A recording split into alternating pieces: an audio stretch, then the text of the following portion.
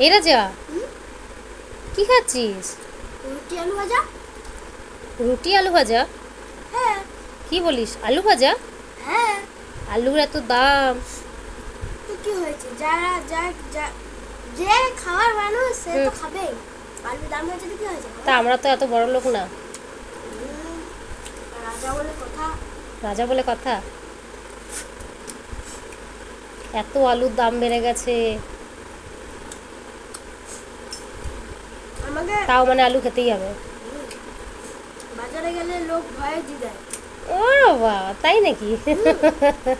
ও রাজা কিং। তো দেখো বন্ধুরা, আলুর এত দাম কিন্তু ওনার আলু চাই। সেই আলু সেদ্ধই বলো, আলু ভাজাই বলো, আলু মানে যে কোনো তরকারিতেই দাও না কেন, আলু ওর চাই। তা ওর মতো আমার ছেলের মতো আলু খেতে কারা কারা ভালোবাসো, কমেন্টে জানিও তো।